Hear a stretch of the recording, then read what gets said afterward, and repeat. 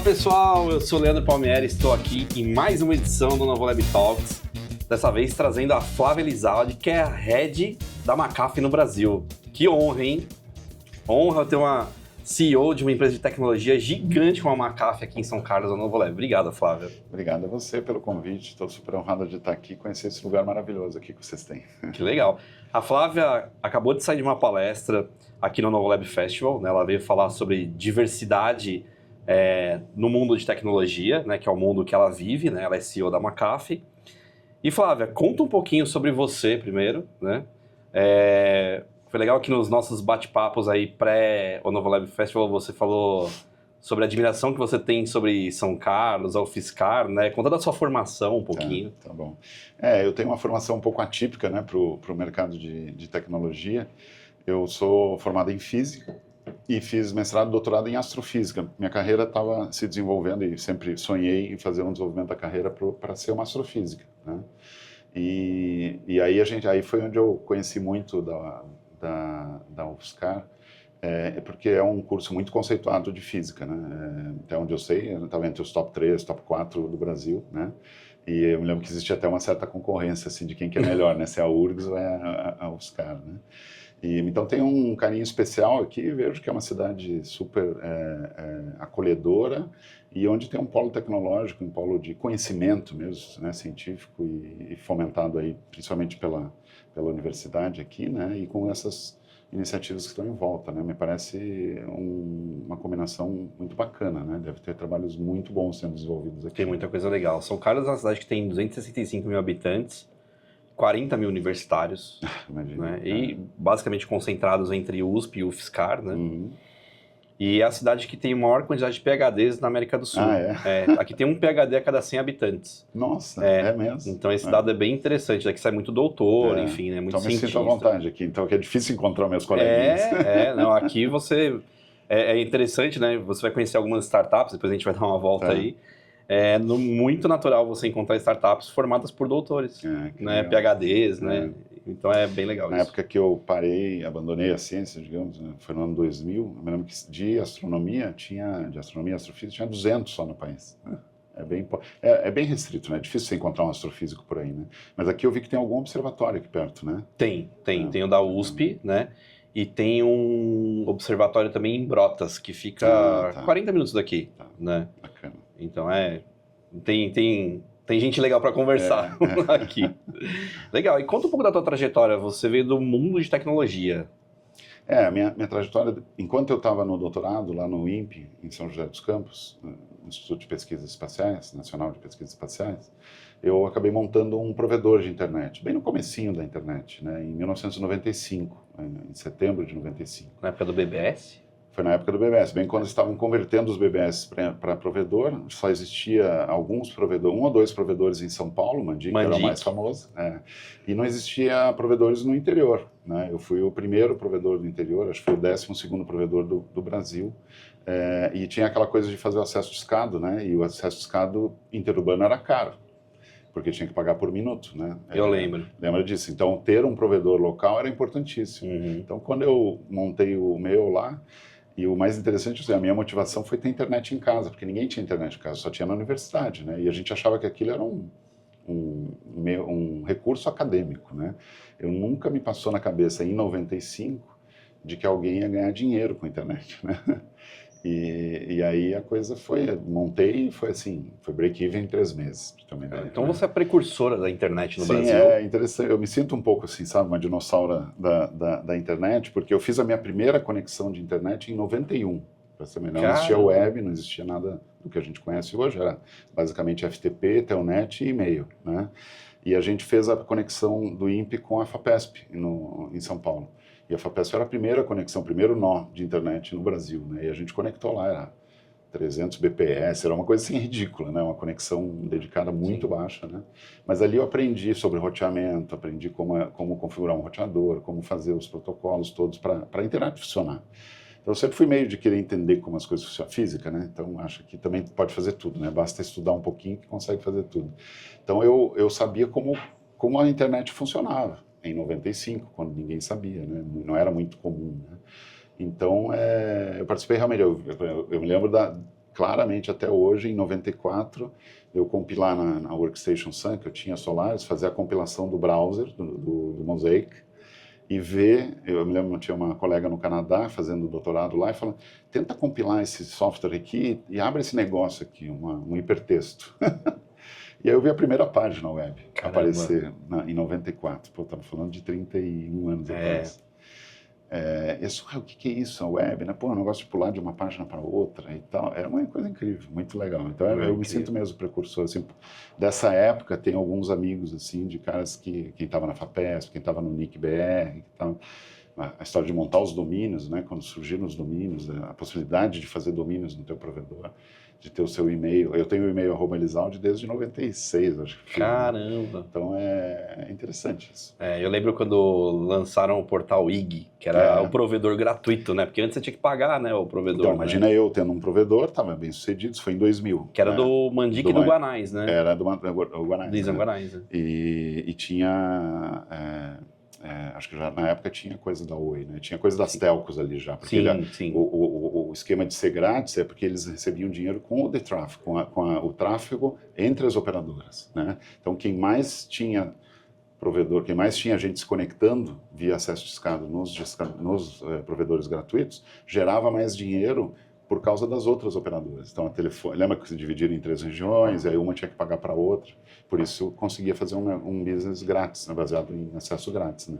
Mas imagina eu, que tinha uma empresa que vivia de vender o acesso, eu lembro até hoje que eu ficava dando reload para ver a primeira página do IG aparecer, para ver o que eles iam fazer, porque ia afetar meu negócio. Né? E afetou muito. Né? Afetou? A solução foi pivotar ali, na época nos chamava, eu brinco assim, eu montei uma empresa na época que se chamava empresa, e não uma startup. Né? E essa empresa você vendeu? Vendi.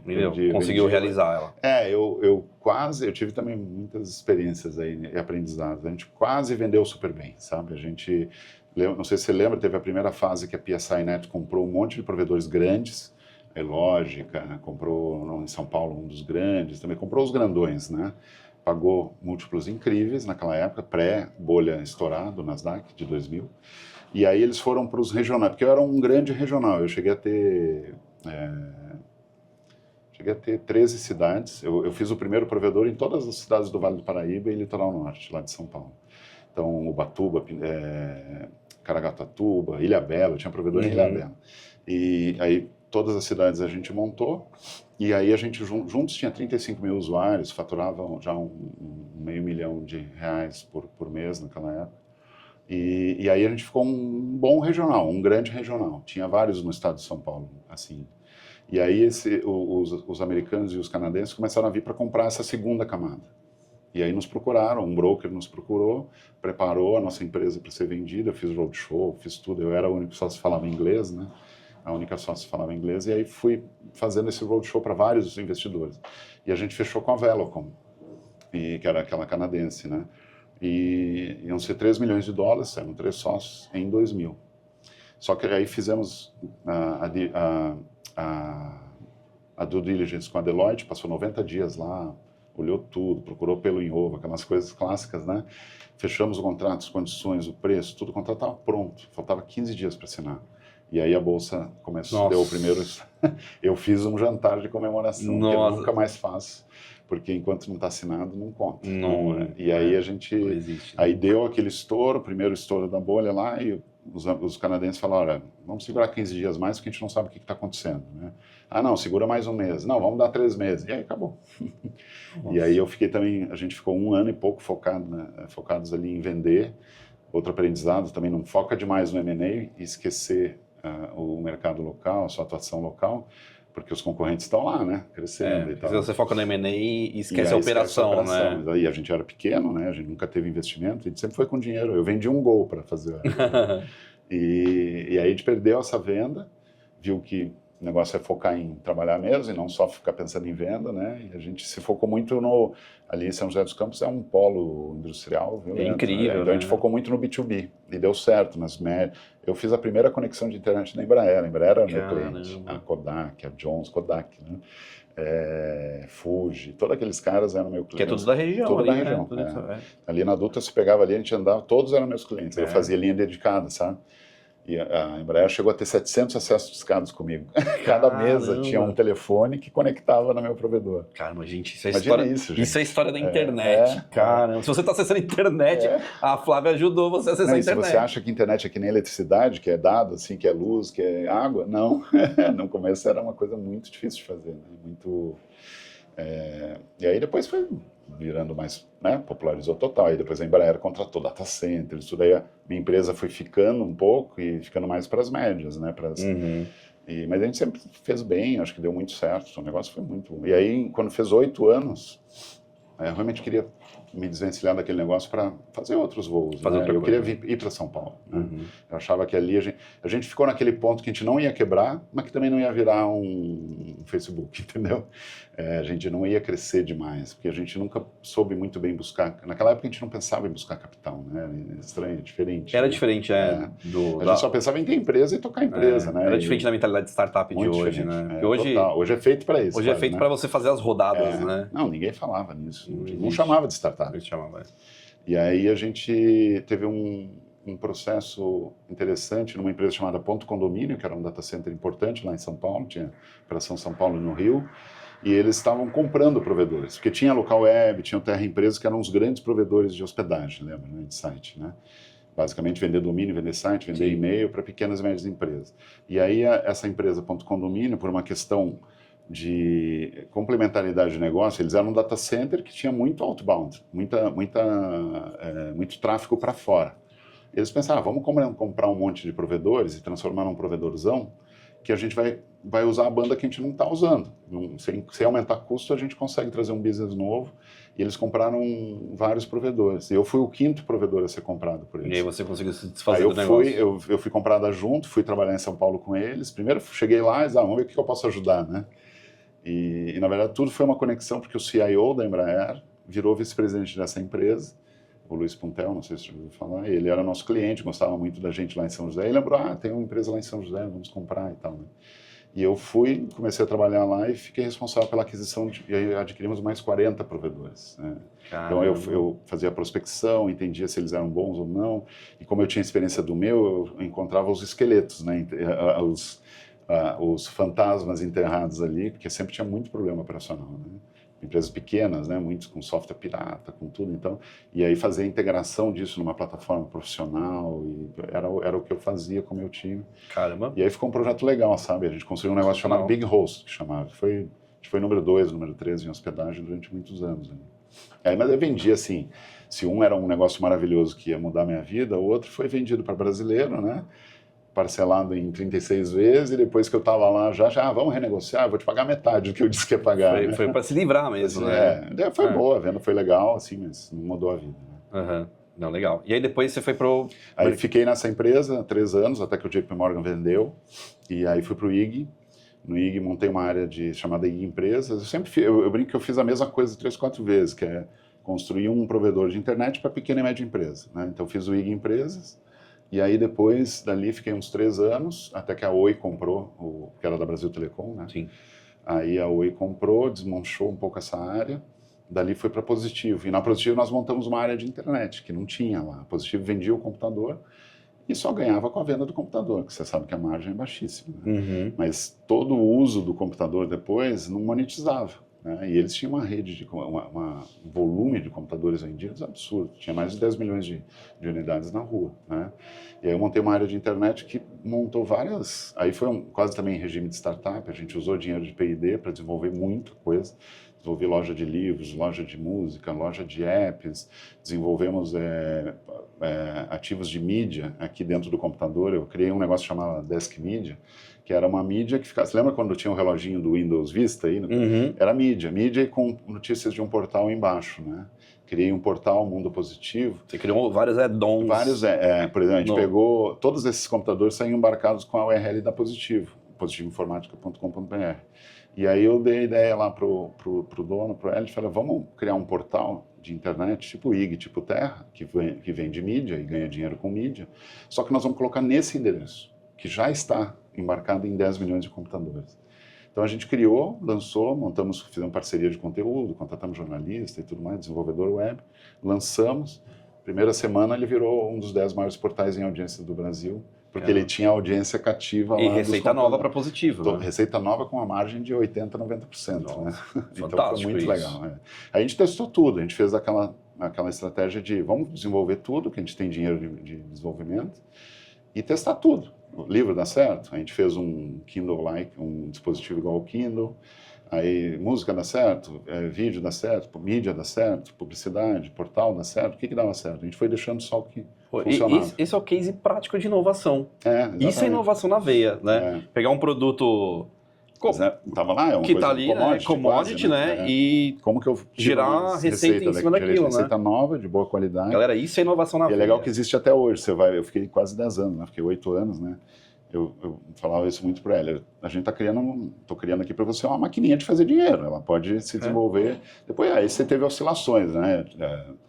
Gastamos um pouco de dinheiro, bastante dinheiro de desenvolvimento, depois o orçamento reduzia, tinha que apertar o cinto. Aí as coisas vão oscilando, que é a vida normal de uma empresa. Mas quando a gente estava nessa fase, eu cheguei a ter, acho que 50 desenvolvedores, testando de tudo, sabe? Fazendo tudo.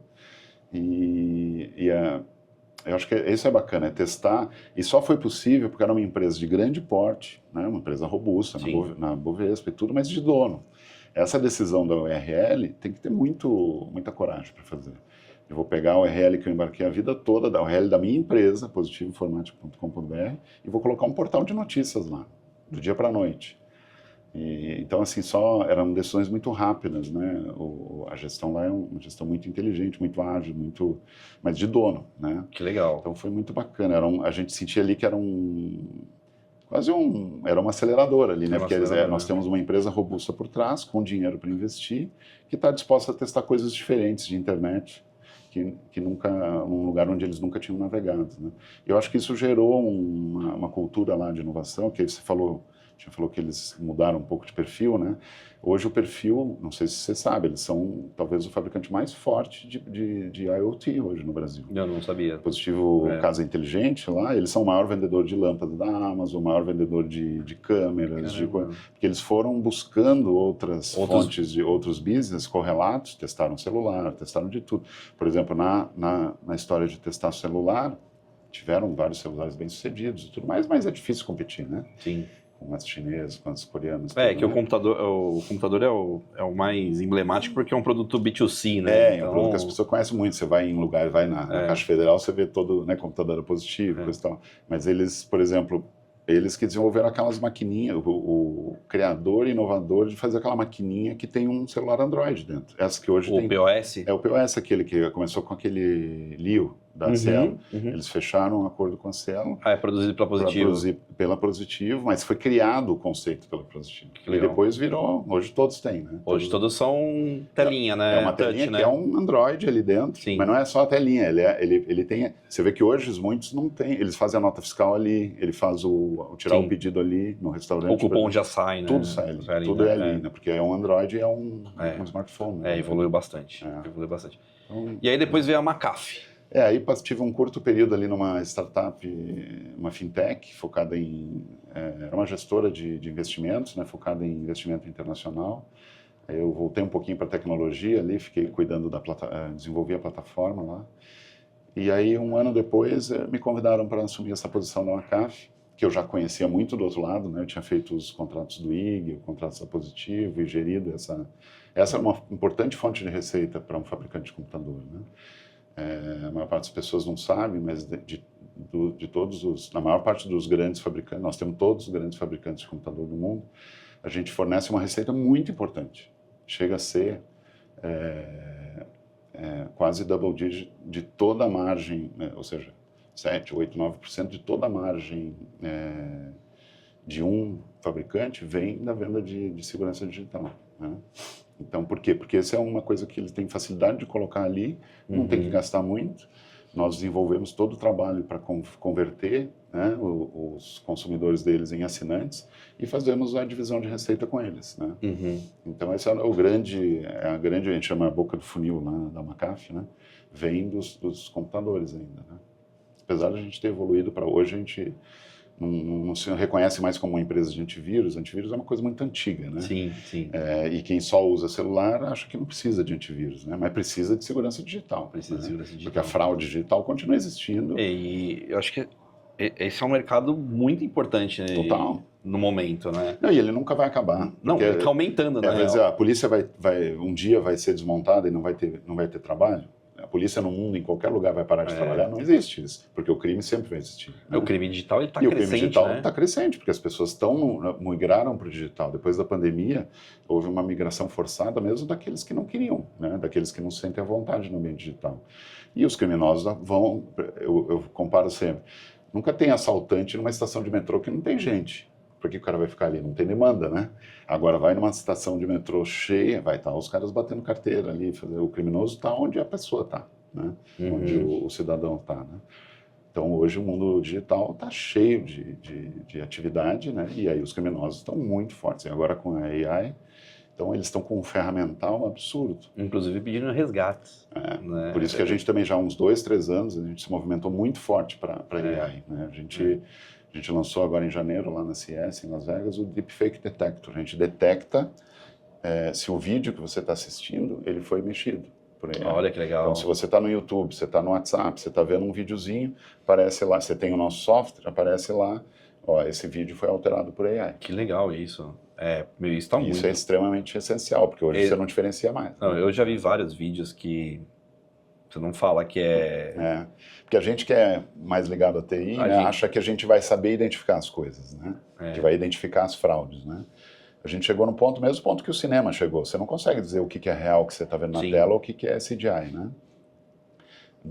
No crime digital é a mesma coisa. Então tem muita coisa ainda para evoluir com AI aí nesse mercado de segurança, né? Caramba, porque o crime está usando isso, né? Então, se o crime está usando todo esse ferramental, a maior parte dos nossos concorrentes hoje não enxergou isso ainda. A gente já está há uns 2, 3 anos desenvolvendo isso.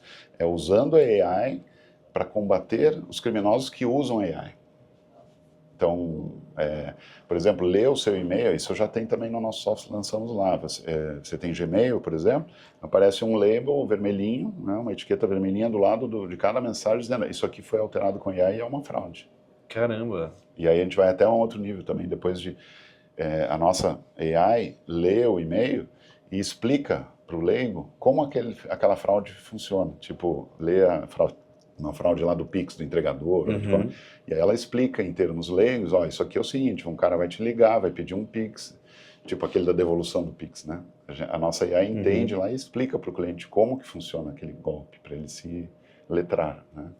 Caramba, a gente não tem ideia, né? Tem muita coisa, cara. Fica com a visão de que antivírus... Então, né? Que a McAfee é antivírus, né? Mas é uma empresa de segurança. A gente né? não se posiciona como... E esse é um dos grandes desafios nossos. A gente não se posiciona como antivírus e você vai ver, todas as pessoas da nossa equipe nunca falam que vamos vender um antivírus. Né? Então, se você vê na Vivo, na Claro, nos fabricantes que a gente vê, ninguém mais menciona. É proteção digital. É proteção digital, né? Esse é o posicionamento. Nossa missão é que o nosso cliente tenha uma tranquilidade para viver a vida digital. É isso. E isso é fundamental hoje em dia, né? Porque a gente tem uma segunda vida, né? Total, né? Conectado, né? E tudo nosso está ali. Tudo nosso está ali. Tem mais coisa ali do que no mundo físico. Sim. Então, aqui, se alguém pega o seu celular, você sabe, né? A coisa... Então, é importante. E as pessoas têm uma visão equivocada ainda de aqui eu não preciso antivírus. Não precisa mesmo, mas e o resto? Sim. Então, precisa de proteção. A gente brinca que o antivírus é a roda do nosso carro. Tem que ter para rodar. Todo mundo tem que ter uma proteção no computador, né? Um antivírus e tal, mas a gente nem fala mais disso, porque isso aí é o commodity, né? O que nós temos a mais, as camadas de segurança a mais, verificar se seu nome, se suas credenciais estão na Dark Web, se seu LinkedIn vazou, te avisar.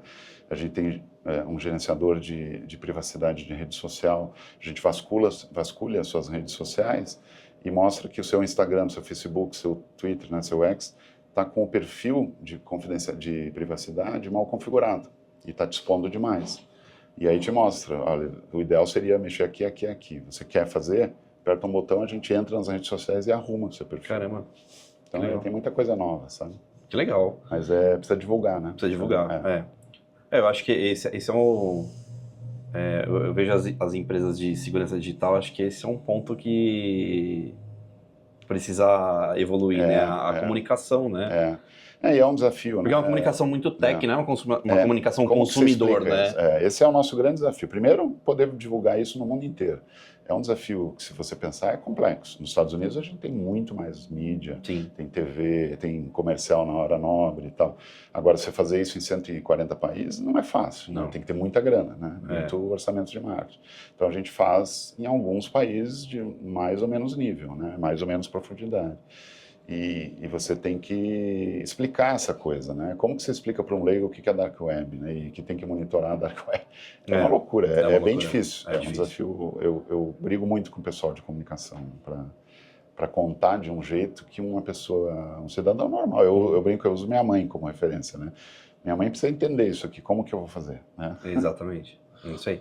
E Flávia, foi na McAfee que a sua vida mudou literalmente, Exato. né?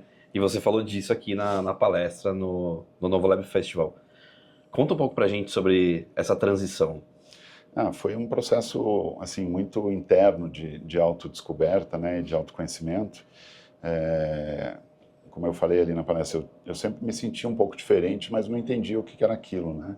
E com um processo todo ali envolvendo aquela época da pandemia, quando a gente apertou um botão de pausa na vida, né? E começou a ter mais tempo, né? Porque a gente não podia sair de casa. Foi né? muito louco aquilo. Aquilo, para mim, começou a sobrar 7 horas por dia para pensar na vida, né? Foi muito eu louco. Fiz de tudo, joguei xadrez, joguei umas 2.000 partidas de xadrez online. E aí comecei a pensar na vida, né? Pensar em que minha vida não estava exatamente como eu queria, né? E que eu resolvi me conhecer um pouco. Aí fiz um processo todo de autoconhecimento, de yoga, meditação. Fui para retiros, assim, quando começou. Fiz retiros de jejum e de silêncio e de meditação. Passar 4 dias sem comer, sem falar, sem... essas coisas mudam um pouco a sua percepção da vida e de você, né? Eu estava numa roda viva, assim, que eu não parava, né? E aí eu comecei a perceber que essas coisas que eu sentia diferente, quando fui trocando de terapeutas e pessoas mais especializadas nesse assunto, e entender que nada mais era do que aparentemente uma desconformidade entre a minha identidade de gênero e o meu gênero que eu manifestava, né?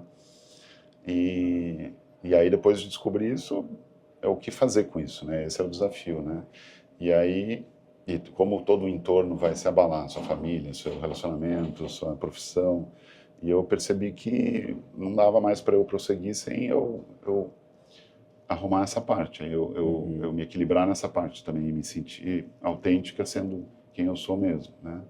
Quem eu sou mesmo. E aí foi o processo difícil ali de descobrir o que fazer, como comunicar isso para a sociedade, para mim, para o meu trabalho, para minha família, para todo mundo. E aí o processo ocorreu, né? E tenho uma grande sorte, sim, difícil saber o que é sorte, o que é bênção, o que é... sou bastante agnóstico, assim, mas eu acho que a conjuntura foi muito boa para mim. Estava numa empresa que é receptiva a isso, que já estava razoavelmente preparada para isso e me apoiou muito, né? As pessoas da minha volta. Acho que também foi um reflexo eu sempre procurei fazer o bem, né? E cuidar das pessoas que estão à minha volta e ter equipes boas e ter uma gestão respeitosa, humanizada, né? E humanizada. E acho que isso voltou de uma forma de me receberem bem quando eu quis expressar o meu verdadeiro eu. E aí passei por esse processo aí com uma enorme equipe de apoio, super profissional. É importantíssimo ter um bom acompanhamento, tanto do lado de saúde, do lado mental, o wellness aí é importantíssimo, né? E aí atravessei essa fase e consegui sair lá do outro lado e tocar minha vida hoje como uma mulher executiva transgênero dentro do ambiente de tecnologia. E uma coisa interessante que você comentou, né, é que você fez essa transição, mas você tem um aparato, tem recursos, né, conseguiu trazer gente para te ajudar nessa... Tem uma posição de privilégio ainda. Nesse reposicionamento, né? Mas a grande maioria não tem, né? Exato, isso, né? E eu entendo que hoje você faz palestras sobre esse tema, né? Vem falando com mais gente, entendendo um pouco dessa realidade, né? O que você tem visto por aí afora, né? Com as pessoas que estão nesse momento de transição e que não vivem a tua realidade.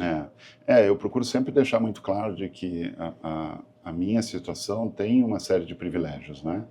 estou numa cidade que talvez seja a melhor cidade do país para fazer isso, uma cidade mais cosmopolita, né? Estamos talvez no melhor país da América Latina para receber esse tipo de coisa, porque você sabe que muitos outros países são bastante mais difíceis nesse tema, né? E tenho capacidade financeira e intelectual e tudo mais, e da minha posição, para fazer isso de uma maneira segura, de uma maneira bem estruturada, né? Mas isso não é a realidade da grande maioria das outras pessoas transgênero, não é a realidade. E o que a gente tem visto é uma dificuldade enorme, né? Muito preconceito, a dificuldade de acesso ao trabalho, a dificuldade de acesso ao estudo, a dificuldade de acesso aos recursos, por exemplo, os recursos de saúde, né? Para uma pessoa trans hoje que precisa usar o SUS para fazer as suas cirurgias, pode levar 10 anos de espera. Nossa. Como que você espera 10 anos sabendo que você é uma pessoa transgênero e não é aquela pessoa que você está... A sua identidade não é aquela. O que você faz nesses 10 anos, né? Como que você vive, né? Então, é muito difícil, na realidade, sem contar a quantidade de crimes contra pessoas LGBT, contra pessoas trans que tem no Brasil, o país que mais mata pessoas trans. Eu fiquei impressionado com o dado que você trouxe, de que a expectativa de vida de uma pessoa trans é de 36 anos. Quando né? elas chegam aos 40 anos, elas comemoram, porque ela atravessou a vida, conseguiu sair do outro lado. É surreal. Porque você pensa pessoas lá do Nordeste, de uma área super pobre, eu interajo com essas pessoas, eu vi elas migram para São Paulo, migram para centros urbanos maiores, e completamente desamparadas, né? Elas viram moradoras de rua, em geral na prostituição, e aí você está na guerra, né? Na selva. A chance de você sobreviver é baixíssima. Então, eu brinco que eu acabei herdando essa missão, vamos dizer, de ajudar de alguma maneira. E eu tenho visto que funciona, eu tenho conseguido apoiar pessoas, tenho conseguido apoiar trabalhos sociais que ajudam nesse sentido, e falar sobre o tema e trazer esse tema para ambientes que, em geral, nem pensam nesse tema, ajuda a preparar o ambiente profissional para receber essas pessoas, que um dia nós vamos ter mais pessoas trans nas organizações, né? E temos que nos preparar para isso. E o que você tem visto, assim, no geral, nas empresas no Brasil, elas estão preparadas para isso? Ou são poucas? São poucas. A gente vê, eu comento isso na palestra também, existe uma grande percentual das empresas que têm políticas de diversidade, mas muitas delas são teóricas. E existem diferentes graus. Você poderia dar uma nota de 1 a 10 do nível de engajamento de uma empresa nas suas políticas de diversidade. E o principal é quando passa do papel para a prática, né? Como fazer as coisas na prática, né? Então a gente tem casos extremos de muito sucesso, como o da Vivo, onde tem uma preparação muito grande para isso. Toda a base para troca de documentação para pessoas trans, toda a parte de ensino e de material didático em vídeos, em cursos, né, para as pessoas se prepararem, para os gestores saberem lidar com pessoas diversas, né, para que as pessoas de trans e outras LGBTs possam se instruir, evoluir na carreira, né. Então, realmente ter a preparação, ter o protocolo e ter os procedimentos e a coisa funcionar de verdade é diferente de estar só na teoria. E tem gratas surpresas, assim, você vê empresas muito bem evoluídas, Santander é uma empresa que tem um programa bom, Gerdau, assim, me surpreendeu. Eu fui conhecendo nesses eventos de diversidade, iniciativas, né, e áreas inteiras de diversidade super bacanas, super evoluídas nesses temas, né. Mas tem de tudo, tem as bem pouco evoluídas e as muito evoluídas, né. Depois que você fez a sua transição, muitas pessoas que estavam ao seu redor, né, que já te conheciam antes, te procuraram para entender sobre esse processo, ou até pessoas que estavam meio que com isso incubado dentro de si e não tinham com quem conversar, te procuraram para falar sobre isso? Sim, também. Assim, tem todo o espectro também, né? Tem pessoas que se afastaram, tem pessoas que se aproximaram mais, tem pessoas que vieram entender, tem pessoas que... e teve vários casos já de pessoas que estavam ali sem saber o que fazer, né? Até executivos de grandes multinacionais e totalmente ainda retraídos, né? E sem querer se posicionar, com muito receio. como a gente acaba usando uma rede de apoio parecida, uma vai indicando para o outro, né? Conversa um pouco com a fulana, que é uma executiva dali, daquela empresa e tal. É uma mulher trans, mas não consegue tomar a decisão de fazer, está com muito receio ainda e tal. Quem sabe você conta um pouquinho da sua história, e aí vai, a coisa vai. E tem algumas que estão assim, basta um assoprão e a pessoa alça voo, sabe? E outras não, outras estão com muitos problemas, e acabam nunca indo também, nunca fazendo, né? Porque você pensa, tem muita coisa em volta, né? Coisas que a gente nem pensa, por exemplo, como a questão financeira das pessoas e patrimônios, né? E casamentos pessoas com casamento muito longos, de 25, 30 anos, fazendo uma transição. Sim, impacta a vida inteira, tudo, né? Impacta tudo. Tudo, né? Filhos, gente tudo, que tem né? empresa, impacta a empresa, é dono da empresa e a família está numa sucessão, então você imagina que tem casos muito complexos, né? E falando disso, né? Como é que foi? Você entrou na pandemia como Flávio, CEO, né? E voltou da pandemia como a Flávia, a CEO. Né? Como é que foi isso perante aos stakeholders da McAfee, assim, né? Você comentou ali na palestra, né, que você teve até que conversar do tipo, eu preciso me posicionar, né? Eu acho que o processo, assim, dentro da pandemia foi mais complexo ainda. Eu estava num casamento, saí de um casamento, fui morar sozinho, conheci uma outra pessoa, e aí dentro desse relacionamento com outra pessoa, fiz a transição. E isso foi, eu acho que também outra coisa essencial foi a pandemia ter nos forçado ao home office. Talvez se eu não tivesse no home office, eu teria tido mais dificuldade de começar a liberar a minha identidade real, né? Porque me permitia ficar mais tempo em casa, menos tempo em escritório e poder me soltar mais. Os dois né? pontos são importantes, né? Tanto perante os stakeholders quanto perante a sua esposa. Exato. Né? Então, no ponto da interação com os stakeholders da empresa, para mim foi importantíssimo montar uma estratégia com quem falar primeiro, com quem, caso dê errado, o que eu vou fazer. Eu tinha muito receio, né, do que podia acontecer, mas aí à medida que eu fui falando, e eu comecei falando com os executivos mais altos, né, e entendendo que era receptivo, né, e que a coisa poderia realmente dar certo. E aí fui também eu ajudando, porque a nossa empresa era uma típica empresa que tem bastante coisa, tem bastante preparação, é pró-diversidade, mas falta o detalhamento ali de escrever o processo, sabe? Se um transgênero aparecer na empresa e te procurar, o que você diz para ele? Qual é a ação 1, ação 2, a 3, qual é o manual de procedimento? Não tem. Então, na primeira conversa que eu tive, o executivo me falou, não, só toca a vida, não precisa fazer nada. Né? E aí eu entendi que precisava fazer algumas coisas. Né? E aí eu fiz um processo de comunicação para colegas, para meus chefes, meus clientes, meus parceiros, minha equipe. Né? Foi tudo importante que eu acredito muito nessa postura de falar sobre o assunto, expor a situação, para que fique tudo muito claro e que as pessoas entendam o que está acontecendo. Né?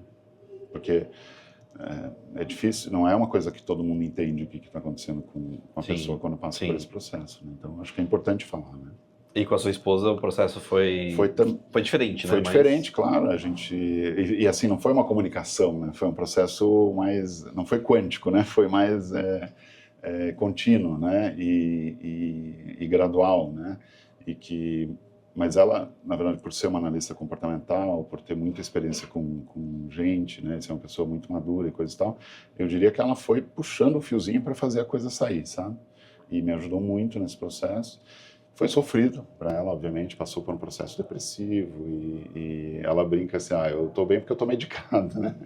Mas é difícil, não é fácil essa mudança de perspectiva. Né? Mas ela é super parceira, ela tá sempre contigo, super parceira, né? Super, a gente passou por com 6 meses de relacionamento, ela foi diagnosticada com câncer de ovário. E aí nós passamos por todo o tratamento, as cirurgias, a quimioterapia, e foi um processo super, super difícil para as duas, né? E nos aproximou de uma maneira... Uma apoia na outra, né? E aí, de certa forma, é como se agora tivesse um outro processo e uma apoiou a outra de novo. E a gente costuma dizer que tem um amor ali incondicional de 2 seres humanos, seja qual o gênero for. Né? Que incrível. E a gente se apoia muito. Né? E você tem 4 filhos? 4 filhos e um enteado. 2 enteados agora, porque a Clau tem uma filha, né, de 32 anos. Né? Diferentes idades. bem diferentes idades, vão dos 32 até 9 anos. Tem filho né? de 32? Tem a minha enteada, Tem a 32? Cláudia de 32, eu tenho um filho de 29, Caramba. e aí tem um de 20, outro de 16, um enteado de 15 e a filha de 9. Nossa, Tem uma escadinha. é um né? range. Então, cada um é uma situação diferente, cada um enfrentou de um jeito diferente, mas saímos todos do outro lado. Tem um processo de luto que todo mundo à sua volta passa, né? Porque aquela pessoa como você era, ela morreu, né? E na prática é isso que acontece. E aquela interação, as pessoas que estavam à minha volta gostavam numa postura, sentiam atração por mim por uma coisa, por outra, gostavam da minha aparência de um jeito, de outro. Uhum.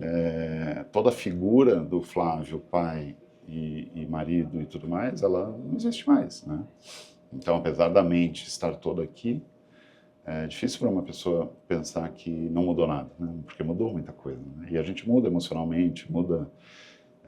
Eu brinco que eu entendi bem que o ser humano é uma máquina de hormônios, né? É uma máquina química, né? Sim. A estrutura hormonal tem muito mais influência sobre o seu eu, né, do que a genética, né? A genética, obviamente, te traz um monte de coisa, mas o hormonal suplanta o genético. Eu li vários trabalhos sobre isso. E essa né? mudança hormonal você sentiu? Senti bastante. Total. Eu reajo ao mundo de forma totalmente diferente.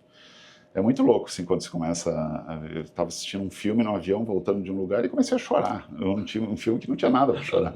E você se emociona com coisas, você fica muito mais sensível, você fica muito mais... no meu caso, né, na minha migração, né, como mulher trans, né?